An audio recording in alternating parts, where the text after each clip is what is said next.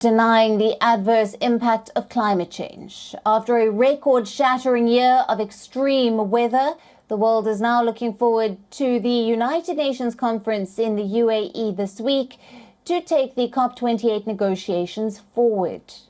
The plan that covers all the main aspects of climate action based on the 2015 Paris Agreement is divided into 4 pillars.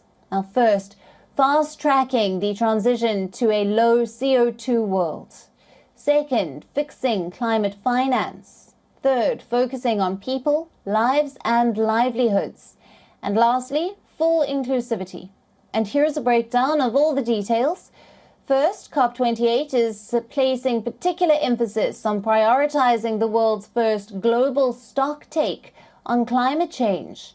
The task will include first-time assessment of countries' progress toward limiting global temperature to below 2 degrees Celsius, while aiming for 1.5 degrees Celsius.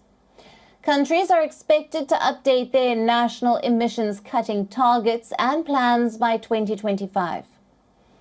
Second, the toughest talks at COP28 will also focus on the future role of fossil fuels and whether countries should commit to start phasing out the use of CO2-emitting coal, oil and gas.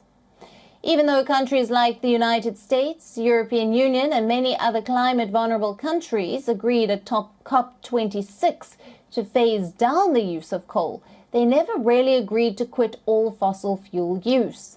Now, fossil fuels have always been a bone of contention at every climate conference, with debate raging over whether to use the term phase down or phase out.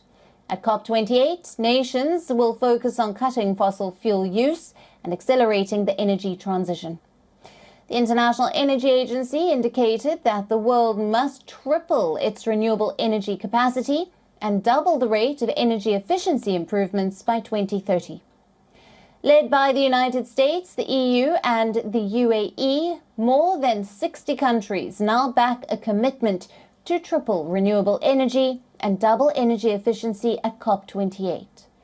And lastly, while developing countries are already facing devastation from the impacts of the climate crisis, dealing with its consequences will take an astonishing amount of investment.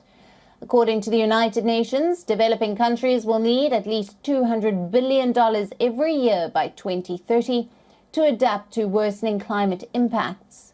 This investment will also help the countries replace polluting energies with clean energies. A staggering 3.6 billion people, nearly half of the global population, are currently highly vulnerable to climate change impacts, according to the World Health Organization. And the number will only continue to rise as long as global temperatures keep climbing. While the world must act swiftly to mitigate climate change, this alone won't be enough to protect the people already affected by it. Now, there is also an urgent need to scale up climate adaptation efforts, which refers to adjustments in ecological, social, or economic systems in response to the current and projected impacts of climate change.